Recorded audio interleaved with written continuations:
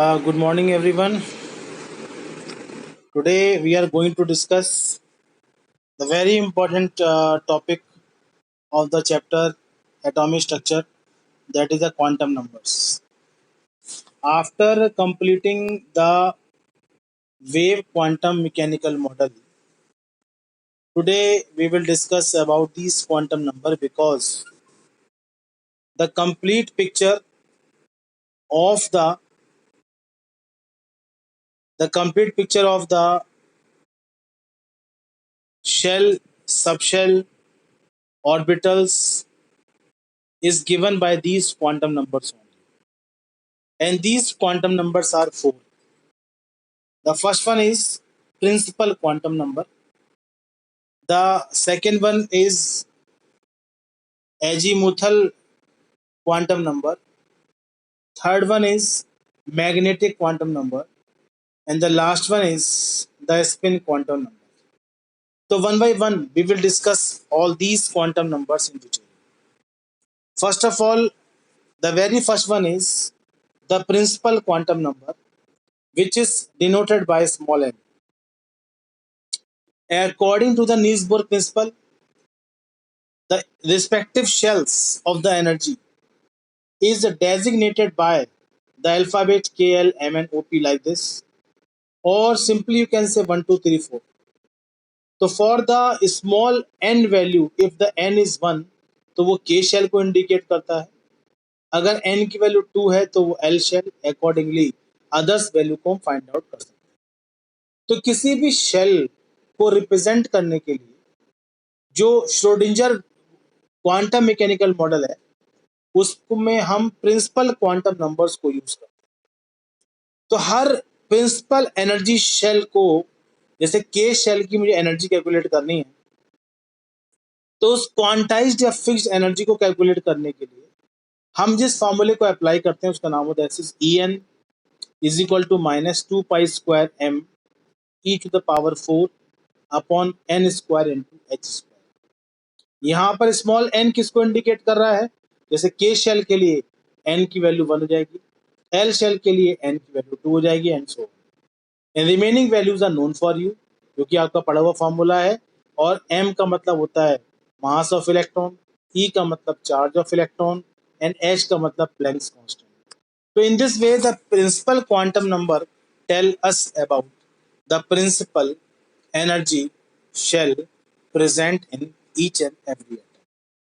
तो this first quantum number is very much useful for us, जिसके base पर आप उसमें शेल की एनर्जी को इंडिकेट कर सकते हैं. ठीक है.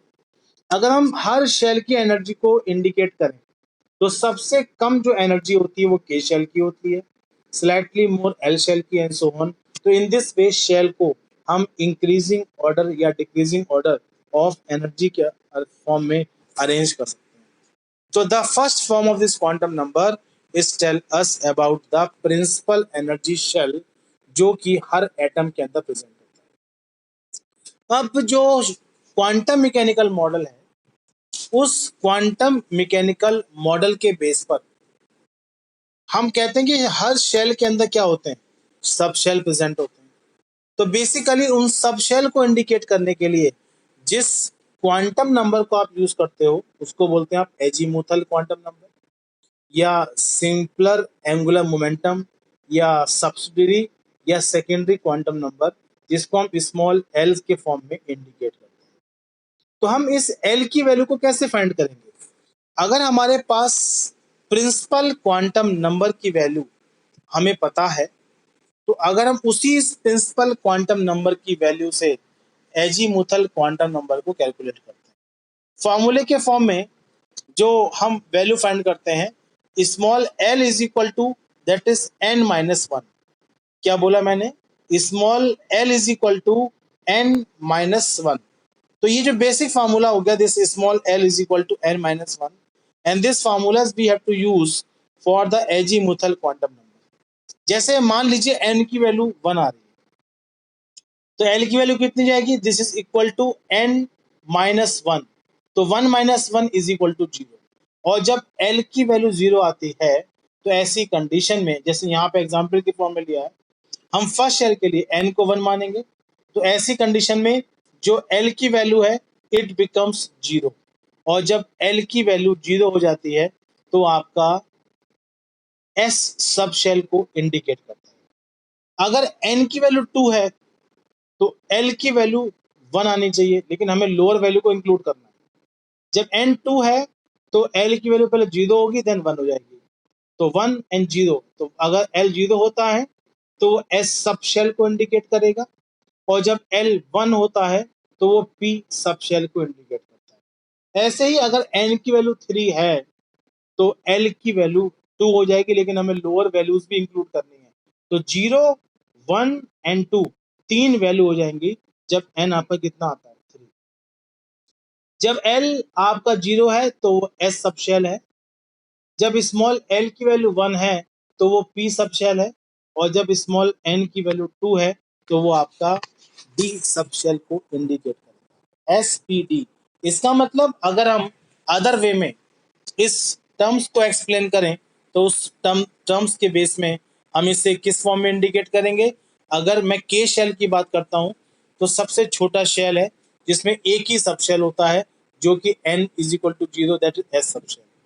अगर मैं L सब शेल की बात करता हूं N2 के लिए तो वहां पे दो सब शेल होते हैं, क्योंकि L 0 हो जाएगा और L 1 हो जाएगा, S और P सब शेल होते हैं। अगर मैं थर्ड शेल की बात करता हूं तो वहां पे तीन सब शेल मिलेंगे, एक S और एक P और एक D, और अगर N की वैल्यू 4 आती है तो उसमें F सब शेल की वैल्यू भी हम इंक्लूड कर लेंगे। तो L0, L1, L2, L3, और जब L3 होता है तो वो S सब शेल को इंडिकेट करता है।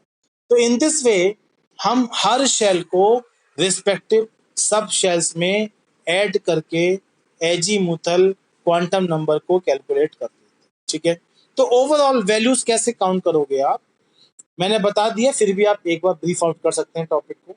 जब L 0 है तो S को इंडिकेट करता है, 1 है तो P को, 2 है तो D को, F है तो F को, और 4 है तो G को, और F अगर 5 आता है तो वो H को इंडिकेट करेगा। S P D F, in this way the values for the subshell can be countable for S। ठीक है, तो ये बेसिक सा फंडा था आपका जो दूसरे क्वांटम नंबर की मैंने यहाँ पर आपको बात कर दी। तो याद रखिएगा जो सबसे बड़ा पार्ट है तो वो हम इस तरीके से कैलकुलेट करते हैं। अब क्वेश्चन ये आता है कि हम एजीमुथल क्वांटम नंबर को हम दिस इज एंगुलर मोमेंटम या सब्सिडियरी क्वांटम नंबर क्यों कहते हैं। तो with the help of this quantum number we are able to calculate the angular momentum of the electrons in the respective orbital. तो किसी भी ऑर्बिटल्स के अंदर हम रिस्पेक्टिव इलेक्ट्रॉन्स का एंगुलर मोमेंटम अपने एक्सिस पर रोटेट करने की एबिलिटी कैसे कैलकुलेट करेंगे। तो angular momentum is equal to under root L L plus 1 H upon 2 pi, जहां पर जो एल निकल के आ रहा है and this L is the azimuthal quantum number. तो इन दिस वे हर एल की वैल्यू के लिए हम angular momentum of electron respective orbitals के अंदर कैलकुलेट कर सकते हैं। This is the second quantum number जो आपने यहाँ पर किया, that is the azimuthal quantum number. अब बेटा इसी अकाउंट में हम जो थर्ड वर्ड जो पढ़ेंगे उसका नाम है मैग्नेटिक क्वांटम नंबर। तो दिस मैग्नेटिक क्वांटम नंबर जिसको हम स्मॉल m से डिनोट करते हैं, और m जो होता है वो क्या बताएगा। तो this quantum number basically useful to explain the sources producing the line spectrum place in the magnetic field. जब हम किसी भी स्पेक्ट्रम को मैग्नेटिक फील्ड में प्लेस करते हैं तो उसमें जो जीमन इफेक्ट होता है उसको हम बेसिकली इसके बेस पर एक्सप्लेन कर सकते हैं। अगर मैं सिंपल टर्म्स में बात करूं तो this magnetic quantum number tell us about the number of orbital present in each subshell. तो इसका मतलब शेल के अंदर क्या हुए सबशेल, और हर सबशेल में 3D ओरिएंटेशन में ऑर्बिटल्स प्रेजेंट होते हैं। तो जो बेसिक फार्मूला होता है इसको हम स्मॉल m से इंडिकेट करते हैं, और small m is equal to -l, 0, plus l। ध्यान से सुनिएगा मैंने क्या बोला, small m is equal to -l, 0, plus l। जैसे मान लीजिए l की वैल्यू 0 आ रही है तो 0 का कोई प्लस माइनस नहीं होता, तो m की वैल्यू भी 0 हो जाएगी। अगर l की वैल्यू 1 आती है तो m की वैल्यू कितनी होगी, -1, -0 +1, तो 3 वैल्यू हमें मिल जाएंगी। और जब m 0 होता है तो वो s ऑर्बिटल को इंडिकेट करेगा। जब m की वैल्यू 1 के रेफरेंस में होती है तो वो आपका p ऑर्बिटल्स को इंडिकेट करता है। जब m की वैल्यू 2 के रेफरेंस में होगी, मतलब कैसे, -2, -1, 0, +1, +2, तो वो इंडिकेट करेगा आपका बेसिकली डी सबशेल को। और जब m की वैल्यू 4 हो जाएगी तो वो -3, -3, -2, -1, 0, +1, +2, +3 के फॉर्म में f को इंडिकेट करेगा। इस चीज को हम यहाँ पर रिप्रेजेंट कर सकते हैं।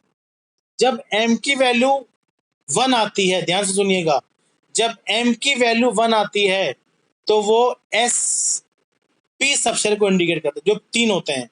एक होता है px, py, pz। जब m की वैल्यू आपकी 2 आती है तो वो आपके डी सबशेल को, डी ऑर्बिटल्स को इंडिकेट करता है।